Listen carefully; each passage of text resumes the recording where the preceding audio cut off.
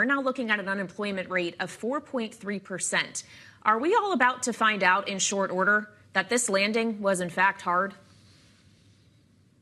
I think we should take a little bit of a breath here and look at the data over a longer period of time. If you look at the 3-month average of job growth, it's still fairly solid for this stage of the cycle. Actually, we gained more jobs this July than we did in July of 2018 and July of 2019, to put that in perspective. And if you look at some of the underlying numbers like consumer spending and business investment, it's still a pretty good signs. Obviously got a good productivity number this week as well. So I don't think it's time to hit the panic button yet. But at the same time, and I've been saying this now for a few weeks, I think the Fed is behind the curve. I think they missed an opportunity to start cutting rates in July. I think that was pretty clearly a mistake given the information we got today.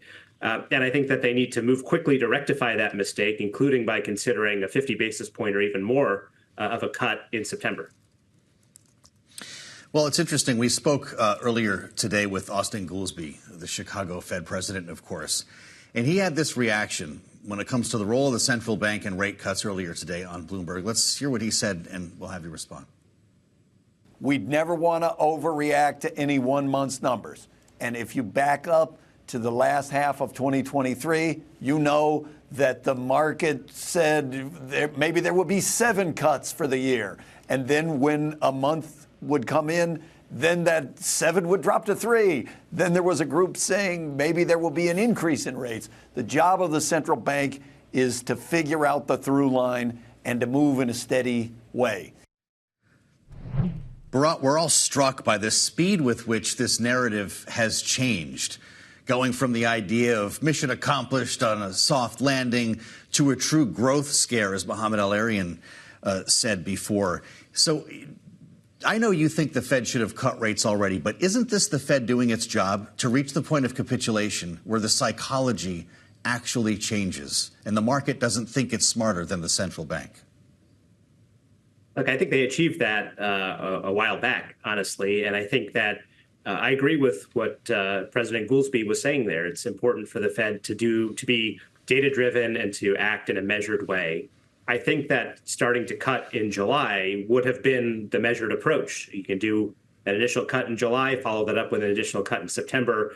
It looks like a normal rate cutting cycle. Now I think that they're behind the 8 ball a little bit and maybe need to react more quickly in September by doing a larger cut. But to Austin's larger point there, it's certainly true that people who have been prognosticating about an imminent recession for the U.S. economy for a long time, and I remember in 2022 when I was in the White House, you good folks at Bloomberg did a story saying that 100% of economists thought that a recession was guaranteed within 1 year. And of course, that didn't happen. So people have been predicting doom and gloom for the U.S. economy for a long time, and they've been proven wrong throughout that. That doesn't mean we should be cavalier with the risks, but it also means that we should have some amount of faith in the underlying strength of the economy. Well, Bharat, we've been having conversations in recent weeks, especially in the aftermath of Chairman Powell's testimony on Capitol Hill earlier this summer, about the political complication of an election on November 5th and a potential rate cut in mid-September. If we're talking here, as I think you're alluding to, a full 50 basis points, how is that going to go down politically? I know the Fed says it's independent, but it doesn't exist in a vacuum. Well, I think that number one, as you said, the Fed is independent, and the political implications of what it does or doesn't do should not be a consideration for the Fed. And I'm confident that it's not. I think that they are trying to be data driven and act accordingly. That said, I think that the moment that the Fed begins to cut rates, I think will be the moment that the American public at large says inflation is now behind us and we've won. And so I do think it'll be a big moment politically and an opportunity for Vice President Harris, if and when that cut comes in September, to talk a little bit about the trajectory of the recovery that we've been on over the last few years under the Biden-Harris administration and what her plans would be to build on that recovery. And I should note, by the way, that it's also a contrast. People in November are going to have a choice of two different paths. And the Trump path is a very dangerous one. Again, if you look at what economists are saying across the political spectrum, Wall Street Journal had an article on this just a couple weeks ago. The Trump agenda is fundamentally very inflationary. You look at a massive $4.6 trillion tax cut primarily for the wealthy, an additional 10% across the board tariff that's functionally like a national sales tax on everything from groceries to coffee to T-shirts to shoes. The combination of those factors is going to be inflationary. And I think the last thing that the American people are going to want after we've essentially conquered inflation is the chances of reigniting inflation with a Trump victory in November. Bharat, where's the job market going to be when the Fed finally cuts in September? Look, I think that there's reasons to look at the jobs data from today and think that it's a little bit overstated and a little bit of an outlier.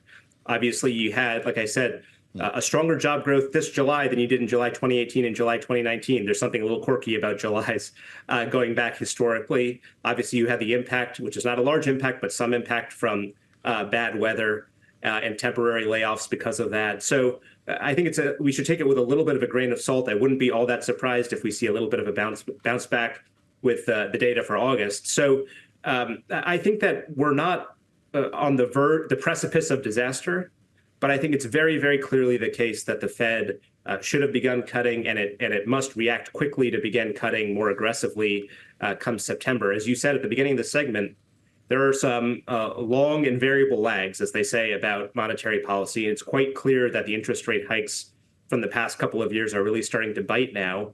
Inflation is coming down. All of the signs in the job market are pointing to some level of weakening. And when you look at the balance of risks, which is what the Fed is supposed to do, I think they tilt quite clearly in favor of beginning to cut. Well, Bharat, before we let you go, given that you did have a role in this administration, it is worth noting that up until 2 weeks ago, we were seeing Republicans attacking President Biden when it came to Bidenomics. Now I'm just scrolling through X and see a post from House GOP talking about how Kamalanomics continues to fail the American people. As she now campaigns and is at this point the Democratic nominee, how does she sell Kamalanomics?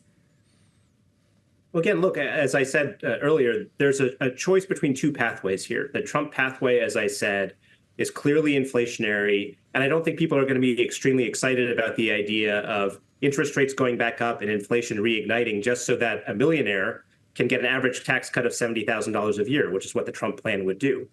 The Harris plan, which is the Biden plan originally, is to bring down the deficit by $2 trillion over the next 10 years.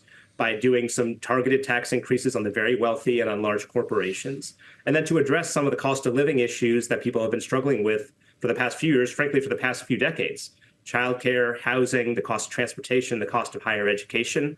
Those are the two divergent paths that people are facing in November.